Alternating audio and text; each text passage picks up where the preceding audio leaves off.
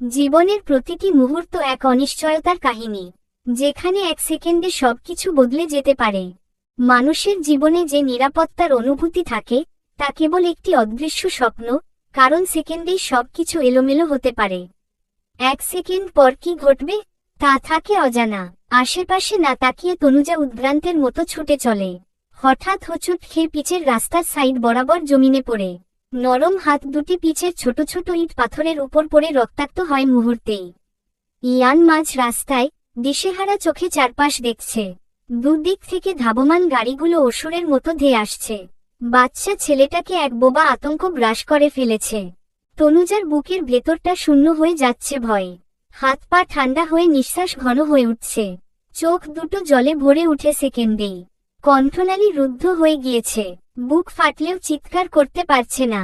কণ্ঠ যেন আটকে গেছে অসহায়া অঙ্কে।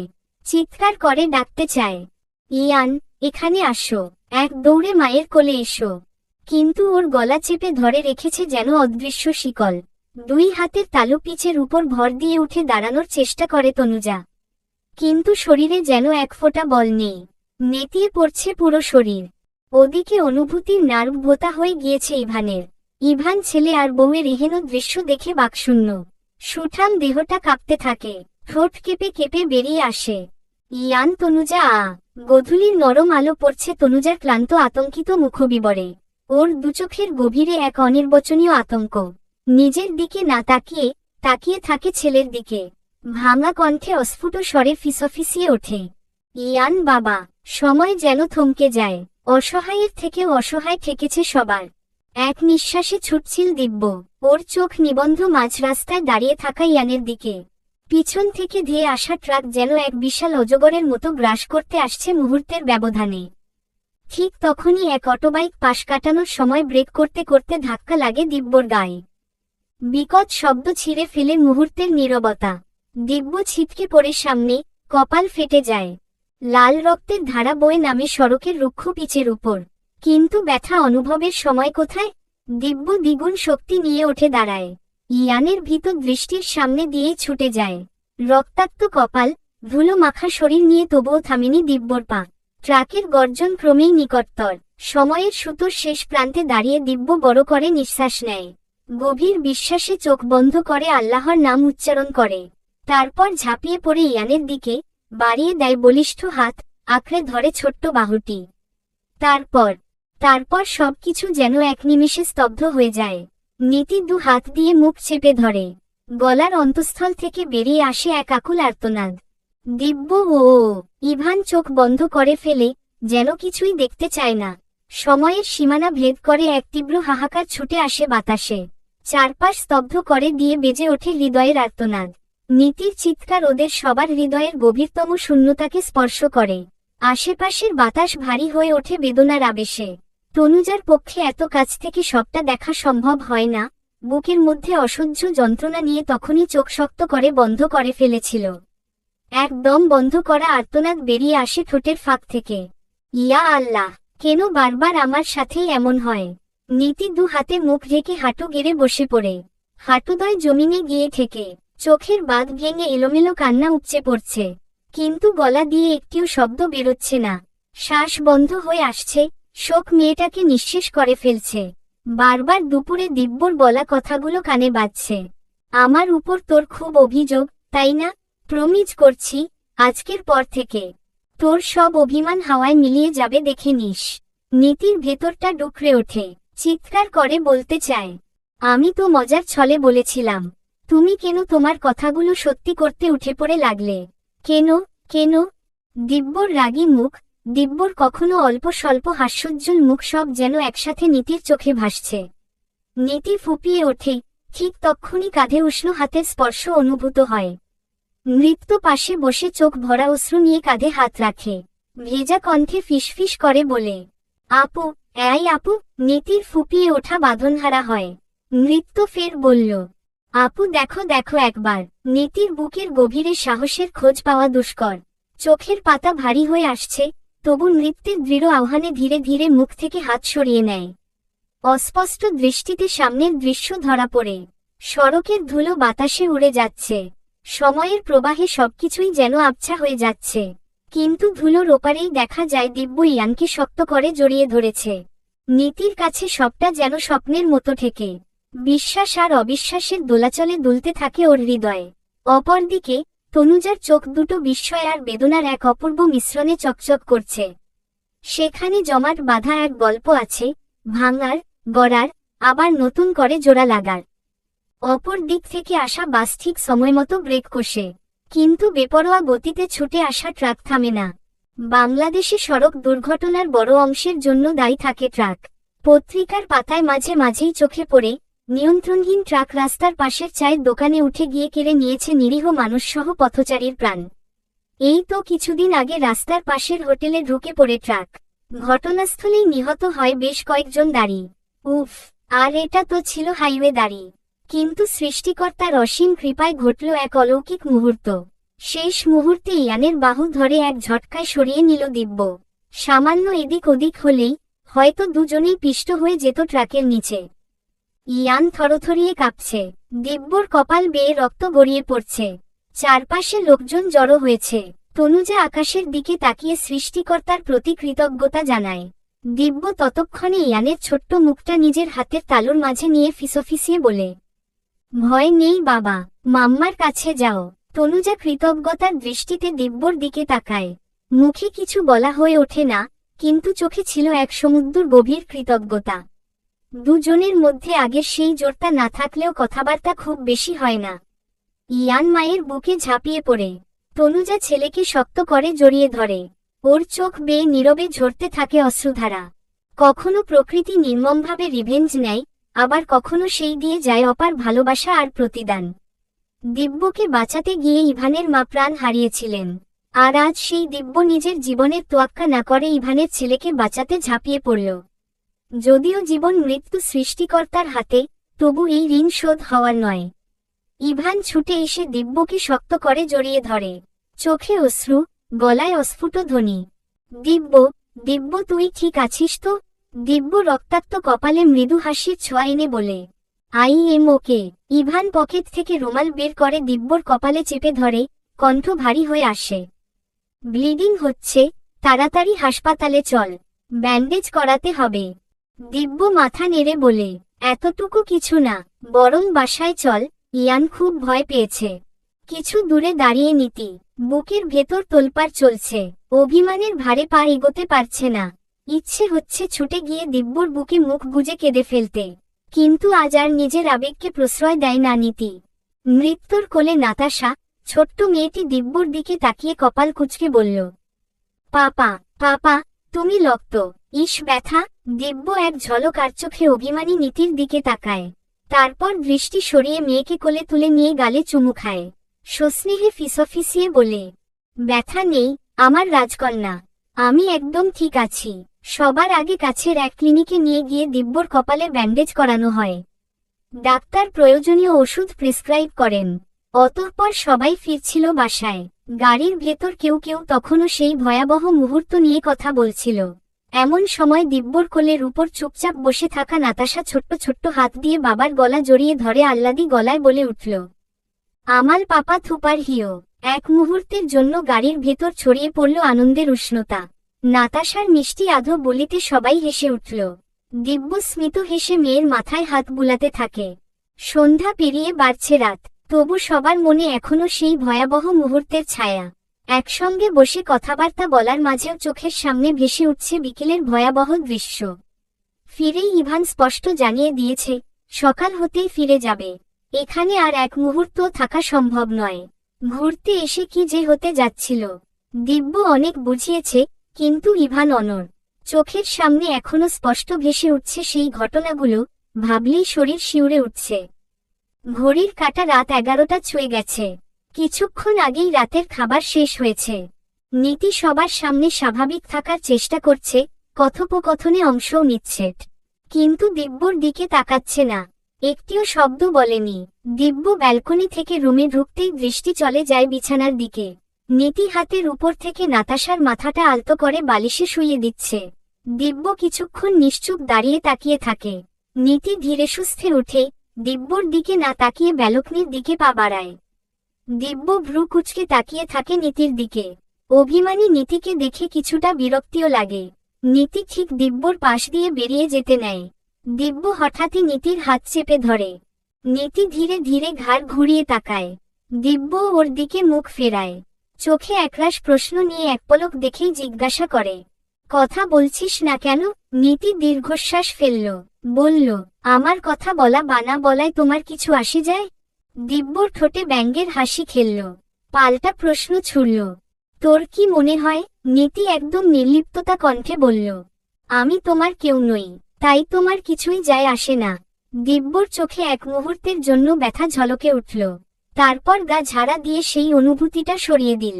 নীতির হাতটা ধীরে ধীরে ছেড়ে দিয়ে এক আঙুল নাকের ডগায় ঘষল। বলল, তুই আমার কেউ নস? তাহলে আমার মেয়ের মাকে, আই মিন আমার বউ ক। কথাটা শেষ হওয়ার আগেই নীতি তীব্র গলায় বলে উঠল, মেয়ের মা তো তোমার চাহিদা থেকে হয়েছি, নট তোমার ভালোবেসে কাছে টেনে নেওয়ায়। দিব্যর রক্ত যেন মুহূর্তেই টকবক করে ফুটতে লাগল। চোখ দুটো রক্তিম হয়ে উঠল রাগে। শক্ত হাতে নীতির দুই কাঁধ আঁকড়ে ধরে এক ঝটকায় কাছে টেনে নিয়ে চিৎকার করে বলল, স্টপ নীতি, স্টপ। আর একটাও শব্দ নয়। দিব্যর রাগে, চিৎকারে নীতি এতটুকু ভয় আজ আর পায়নি। বরং মেয়েটার কণ্ঠে জমে থাকা অভিযোগগুলো একসঙ্গে উগরে এল। একদম চিৎকার করো না, ভালোবাসো তুমি আমায়? থাক, সেটা বাদ দাও। এক মুহূর্ত থামল, তারপর আঙুল তুলে মেয়ের দিকে ইশারা করে বলল, মেয়েকে ভালোবাসো? আমার তো তা মনে হয় না। যদি ভালোবাসতে, তাহলে সেই মুহূর্তে একবারও কি ওর কথা মনে পড়তো না? যদি তোমার কিছু হয়ে যেত। কথাটা শেষ না করেই নীতির গলা কেঁপে উঠল। চোখের কোণে জল চিকচিক করছিল। তবুও নিজেকে শক্ত করার চেষ্টা চালায়। দিব্য দাঁত কটমট করে বলল, কি বলতে চাইছিস তুই? কিছুই না, বাদ দাও। নীতি, আমি জানি তুই আমাকে খুব বেশিই ভালোবাসিস। আমাকে হারানোর ভয় তোর মাথা খারাপ হয়েছে, তাই এমন বলছিস।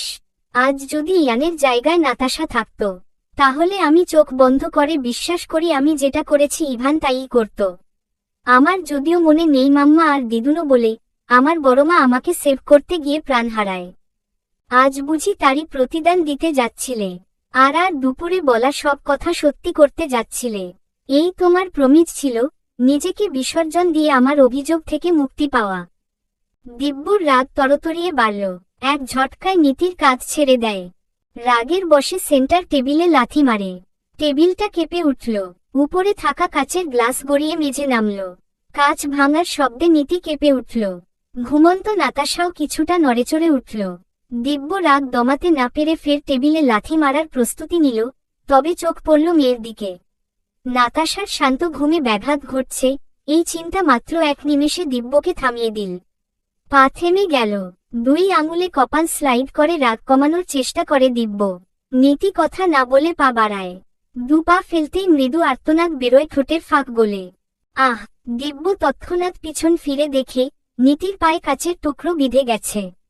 সাদা টাইলসে ছড়িয়ে পড়ছে রক্তের লাল ফোঁটা। এক সেকেন্ড বিলম্ব না করে দ্রুত নীতির সামনে বসে এক মুহূর্তের জন্য নীতির মুখে চোখ রেখেই তারপর চুপচাপ মেয়েটার ফর্সা পায়ের দিকে নজর দিল। কোনো কথা না বলে নিঃশব্দে নীতির পা তুলে নিজের হাঁটুর উপর রাখল। একটানে কাছের টুকরোটা বের করে দিল। ব্যথায় নীতির চোখ মুখ কুঁচকে গেল। নীতির দিকে মাথা উঁচু করে তাকিয়ে দিব্য বলল, মাথার সাথে সাথে তোর চোখটাও দেখছি যাচ্ছে। কোন দিকে তাকিয়ে চলিস? হ্যাঁ। নীতি কিছু বলে না, তবে অভিমানের বরফ যেন বলতে থাকে। মেয়েটার চোখের ভাষা অনেক কিছুই বলে। নীতি রাগের বশে কথাগুলো বলে ফেলেছে, তবে অতটাও সেলফিশ নয়। নীতির ইচ্ছে করছে ওভাবে বলার জন্য দিব্যকে সরি বলতে। নীতি কিছু বলবে সেই সময় দিব্য আদেশের সুরে বলল, বেডে বসো। নীতি ঠোঁট উল্টে খুঁড়িয়ে বেডে গিয়ে বসে। দিব্য ফার্স্ট এইড বক্স নিয়ে আসে। প্রথমে অ্যান্টিসেপটিক লাগিয়ে, তারপর মনোযোগী আলতো হাতের ছোঁয়ায় অয়েন্টমেন্ট লাগিয়ে দেয়। নীতির চোখে দিব্যর যত্নের প্রতিটি মুহূর্ত স্বর্গীয় সুখানুভূতি দেয়। নীতি আবেগপ্রবণ হয়ে নির্নিমেষ দিব্যর দিকে চেয়ে রয়। রাত গভীর। আকাশজুড়ে পূর্ণিমার চাঁদ ঠিক যেন রূপোর থালার মতো ঝলমল করছে। ছাদের চারপাশে সারি সারি বড় বড় ক্যান্ডেল জ্বলছে। আলো আধারির মায়াবী পরিবেশ সৃষ্টি হয়েছে। বাতাসে হালকা দুলে উঠছে শিখাগুলো। ধীর পায়ে খুঁড়িয়ে খুঁড়িয়ে সিঁড়ি বেয়ে ছাদের দরজার এপাশে এসে দাঁড়ায় নীতি। কিছুক্ষণ আগেই ঘুমিয়ে পড়েছিল নীতি। হঠাৎ ফোনে কল আসে। ঠান্ডা স্বর। Come to the roof in 5 minutes. There was a surprise. Come soon. ওপাশ থেকে কিছু বলার আগেই দিব্য কল কাটে। এখন এখানে এসে নীতির বিস্ময় আকাশ ছুল। চেয়ারে বসে দিব্য, পরনে নীল রঙের জিন্স আর সাদা শার্ট। চোখ দুটো বুজে গিটারে আঙুল চালাচ্ছে। শার্টের উপরের 3টি বোতাম খোলা, কপালে সাদা ব্যান্ডেজ বাঁধা। রাতে ক্যান্ডেলের মৃদু আলোয় দিব্যর মুখের ছায়া আর আলো এক অভিনব রূপে মিলেমিশে গেছে। গিটারের টুংটাং শব্দগুলো বাতাসে মিশে স্নিগ্ধ, সফট রোমান্টিক সুরে রূপান্তরিত হচ্ছে। নীতি যেন কোথায় হারিয়ে যায়। পরপর নিজেকে ধাতস্থ করে এগোয়। একপাশে টেবিল, উপরে কিছু রাখা। এত সব আয়োজন দেখে নীতি আর বিস্ময় চেপে রাখতে পারল না। প্রশ্ন করে উঠল, হঠাৎ এসব কিছু? কিন্তু কেন? দিব্যর আঙুল থেমে যায়। উঠে ধীরসুস্থে গিটারটা চেয়ারে রাখে। সোজা হয়ে দাঁড়িয়ে একপল নীতির দিকে তাকায়, পরপর দৃষ্টি সরিয়ে জ্বলন্ত ক্যান্ডেলের দিকে তাকিয়ে বলে, তোকে বলেছিলাম না আজকের পর তোর অভিযোগ আর রাখব না। তার জন্য এসবের আয়োজন। নীতি নির্বোধের মতন চাইল, বলল, মানে? দিব্য উত্তর দেয় না। নীতি ফের বলল, এসব কিছু কখন আনলে, আর কেনই বা? I don't understand. No problem, I'll explain. বিকেলে ঘুরতে যাওয়ার আগে হাফিজ সাহেবকে বলে রেখেছিলাম। হুয়াই? দিব্য লন্ত ক্যান্ডেলের শিখায় আঙুল এগিয়ে দেয়। বলে, তোর বড্ড অভিমান, অভিযোগ আমাকে নিয়ে। চাইছিলাম না তোর অভিযোগটা রাখতে, আর না তো বাড়তে দিতে। এই বলে 2 আঙুল জ্বলন্ত শিখার দুপাশ দিয়ে চেপে ধরার মতো ধরে। দপ করে ক্যান্ডেল নিভে যায়। 2 পা এগিয়ে ফের জ্বলন্ত শিখায় 2 আঙুল এক করে ছোঁয়। নীতির বুকটা কেঁপে উঠল। তৎক্ষণাৎ দিব্যর হাতের উপর হাত রাখে। চোখে ছলছল জল নিয়ে ইশারায় বারণ করে। ভেজা গলায় বলল, স্টপ, স্টপ দিস। দিব্যর চোখে এক অদ্ভুত উন্মাদনা। নীতির চোখের দিকে কিছুপল চেয়ে থাকে। পরপর উল্টো দিকে ঘুরে দাঁড়াল। 2 হাত ছড়িয়ে দিল দুপাশে। আকাশের দিকে মুখ তুলে চোখ বুজল। তারপর এক গভীর নিঃশ্বাস নিয়ে চিৎকার করে বলল, under this open sky, with the free air as a witness, I say, O open sky of the night, O free air, and the nocturnal creatures. Listen, listen, I love my wife so much. I love the mother of my children. I love her a lot, a lot, a lot. দিব্যর কণ্ঠ যেন আকাশকেও স্পর্শ করল। নিস্তব্ধ চারিপাশে শব্দগুলো প্রতিধ্বনি তুলল। ধীরে ধীরে তা বাতাসে মিশে এক অন্যরকম আবহ সৃষ্টি করল। ঠিক তখনই নীতি পিছন থেকে দিব্যকে জড়িয়ে ধরল। গাল ঠেকল দিব্যর পিঠে। মৃদু কাপা কণ্ঠে ফিসফিসিয়ে বলে, লাভ ইউ টু। নীতির দিকে ঘুরে দাঁড়ায়। নীতির একটি হাত নিজের হাতে তুলে নিয়ে ধীরে ধীরে সেই হাতটি সেও বুকের বাম পাশে রাখে দিব্য। তারপর নীতির চোখে চোখ রেখে এক একটি শব্দ যেন হৃদয়ের গভীর থেকে উঠে আসে। ঠান্ডা স্বরে বলে, তুই আমার হৃদয়ের সবচেয়ে নরম এক কোণ। তোর ভালোবাসাই আমার অস্তিত্বের কারণ। নীতির অনুভূতি যেন মুহূর্তে এক বিস্ময়কর নীরবতার মধ্যে ঢেকে যায়। মন এক টুকরো অমলিন শান্তি ও গভীর ভালোবাসায় ভরে ওঠে। দিব্যের মৃদু স্পর্শ, গা ঘেঁষে থাকা হাত, এবং সেই পরম আকাঙ্ক্ষিত কোমল কথা, সবকিছু মিলিয়ে নীতির মনে এক অদ্ভুত অনুভূতি জাগ্রত হয়। চোখে একটি আলো জ্বলতে থাকে। অবর্ণনীয় সুখের আভা ছড়ায়। নীতি ঝট করে দিব্যর বুকে মাথা রাখে। দিব্য শক্ত করে জড়িয়ে ধরে নীতিকে। দিব্যর পিছনের শার্ট মুঠে পুড়ে বুকে মুখ গুজে ফুপিয়ে ওঠে নীতি। কিছুপল নীরবতা চলে। কিছুপল পর নীতির মুখটা তুলে ধরে, আঙুলের ডগা দিয়ে চোখের কোণের পানি ফেলে দেয় দিব্য। নীতি ফুপিয়ে বলে ওঠে, সরি, আমি তখন ওভাবে বলতে চাইনি। আমার মাথা ঠিক ছিল না, তাই। দিব্য মুচকি হেসে নীতির নাকের ডগায় টোকা দিয়ে বলল, no explain, I know, cause তুই তো একটা পাগলি। নীতি হেসে ফেলে। দিব্যর বুকে মুখ লুকিয়ে বলে, হ্যাঁ, তোমায় ভালোবেসে হয়েছি। রাইট। সাদা টেবিলের উপর রাখা লাভ শেপ কেকটি একটি স্বপ্নের মতো দেখাচ্ছে। কেকের উপরে গোলাপি ও সাদা আইসিং দিয়ে সজ্জিত করা হয়েছে। মাঝখানে উজ্জ্বল স্টাইলে লেখা নীতি আই লাভ ইউ, মিষ্টি অনুভূতির প্রতীক। কেকের চারপাশে ছড়িয়ে থাকা ফুলগুলো সৌন্দর্যকে আরও বাড়িয়ে দিয়েছে। দুজনে একসাথে নাইফ ধরে কেক কেটে একে অপরকে খাইয়ে দেয়। পরপর টিস্যু দিয়ে হাত আর মুখ মুছে নেয় দিব্য। তারপর একপাশ থেকে হাতে তুলে নেয় লাল গোলাপের তোড়া। নীতির দিকে বাড়িয়ে দিয়ে বলল, তুই আমার জীবনের সবচেয়ে সুন্দর আর দামি উপহার। তুই ছাড়া আমার জীবন অসম্পূর্ণ। নীতি হাসিমুখে হাতে নিয়ে ফুলের ঘ্রাণ নেয়। দিব্য শীতল কণ্ঠে বলল, আমাদের প্রণয়ের বাঁধন এইভাবেই অটুট থাকুক। আই প্রে, এই ভালোবাসা চিরকাল অমলিন আর অবিনশ্বর হোক। কথাটা কানে সুরের ন্যায় রিনিঝিনি বাজে নীতির। কয়েক সেকেন্ড পর, কিছু বুঝে ওঠার আগেই নিজেকে শূন্যে আবিষ্কার করে নীতি। দিব্য এক ঝটকায় নীতিকে কোলে তুলে নেয়। ফিসফিসিয়ে বলে, প্রচণ্ড ঘুম পাচ্ছে। কালকে রাতে ঠিকঠাক ঘুম হয়নি। এদিকে রাত শেষ হয়ে আসছে। I need rest. নীতি হৈ হৈ করে উঠল। আরে আরে নামাও, তুমি এমনিতেই অসুস্থ। নামাও, আমি হেঁটে যেতে পারবো। দিব্য থাকতে ওর বউ পায়ে ব্যথা নিয়ে সিঁড়ি ভেঙে নামবে।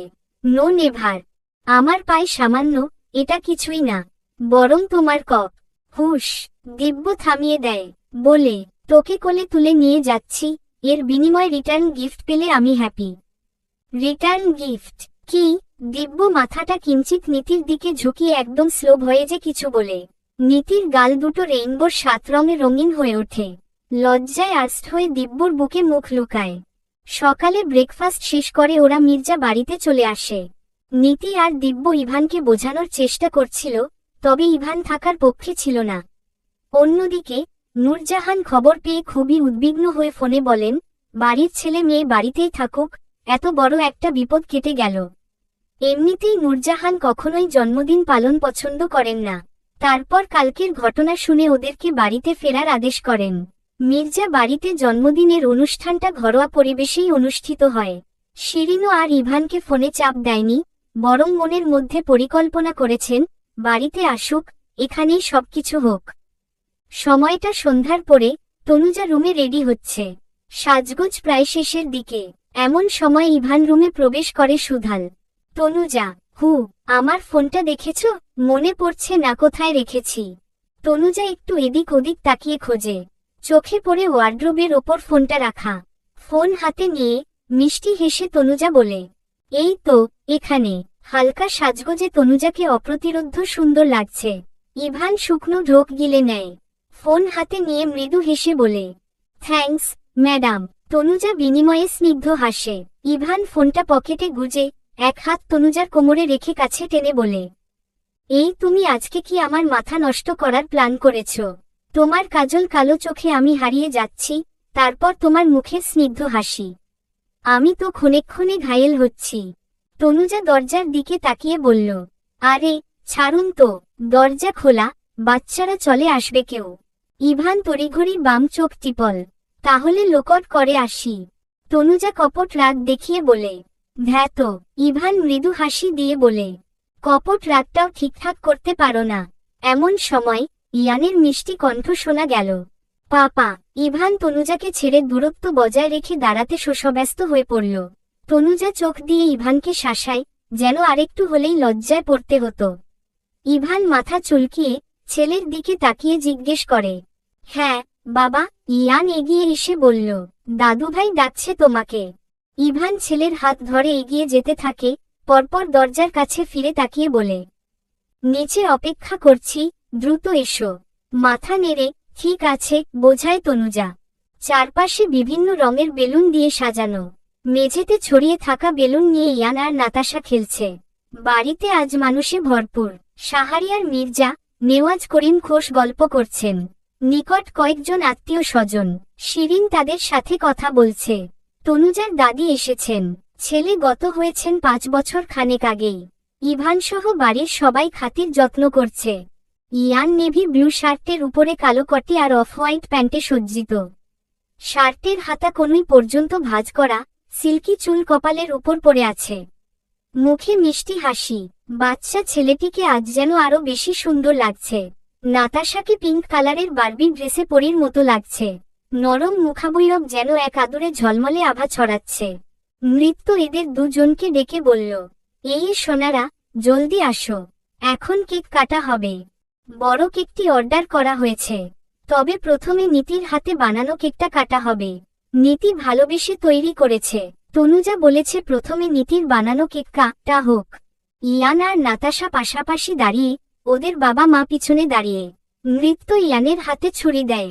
ইয়ান কেক কাটতে প্রস্তুত, হঠাৎ নাতাশা চিল্লিয়ে উঠল, আমি। ইভান আলতো হেসে দুজনের হাতটা একসাথে করে ছুরি ধরিয়ে বলল, একসাথে কাটো কেমন? দুজনেই ঘাড় কাত করে। নাতাশা মুখেও বলে, আততা। কেক কাটা শেষে ইভান তনুজা একসাথে ইয়ান আর নাতাশাকে কেক খাইয়ে দেয়। তারপর দিব্য নীতি নৃত্য এ সকল দৃশ্য ক্যামেরায় বন্দি করতে থাকে। এর মধ্যে নৃত্য বলল, ইয়ান বাবা নাতাশাকে খাইয়ে দাও তো, একটা ছবি তুলে রাখি। ইয়ান বাধ্য ছেলের মতো তাই করল। হঠাৎ করেই নাতাশা আঙুলে কেক জড়িয়ে ইয়ানের গালে ছুঁয়ে দিয়ে খিলখিলিয়ে হেসে ওঠে। ইয়ানের মুখটা একদম গম্ভীর হয়ে গেল। বিরক্তিতে কপাল কুঁচকে নেয়। নীতি টিস্যু দিয়ে ইয়ানের গাল মুছতে লাগল। নূরজাহান হঠাৎ মস্করা করে বললেন, এই নীতি, তোর মেয়ে তো একদম দুষ্টু। এত রাগী, জিদি, দুষ্টু মেয়ে বিয়ে দিলে তারা এক দরজা দিয়ে ঘরে ঢোকাবে আর অন্য দরজা দিয়ে বের করে দেবে তো? নীতি হাসতে হাসতে উত্তর দেয়, সে কারণেই তো আমি আগে থেকেই জামাই ঠিক করে রেখেছি। জামাই খুবই ধৈর্যশীল, মেয়ের শাশুড়ি নরম মনের, শ্বশুর কম বাবা হবে, তাই মেয়ে নিয়ে আমার আর কোনো চিন্তা নেই। উপস্থিত সবাই নীতির কথা না বুঝলেও তনুজাসহ বেশ কয়েকজন বুঝে নেয়। তনুজা মিটমিট করে হাসতে থাকে। আজকের এই মুহূর্তটাকে স্মৃতি হিসেবে ধরে রাখতে ফ্যামিলি ফটো তোলে। কয়েকটা ছবি তোলার পর নৃত্য বলল, এবার মুরব্বি পার্টি বাদ, আমরা ছোটরা একটা সেলফি তুলি। ইয়ান এবং নাতাশার সামনে দাঁড়িয়ে পাশে হাঁটু ভেঙে বসে নৃত্য। পিছনে তনুজা নীতি দাঁড়িয়ে ওদের পাশে বড়রা। তনুজার একটা হাত ইভানের হাতের মুঠোয়, ওদিকে দিব্যর আঙুলের ভাঁজে নীতির আঙুল। এক মুহূর্তে যেন সময়টাও থেমে গেল। সুন্দর একটি বাঁধনে এই ছোট ছোট সম্পর্কগুলো মিলে এক দারুণ স্মৃতি হয়ে রয়ে গেল। সমাপ্তি জলজলে হার্ট রিবন বাঁধা হার্ট।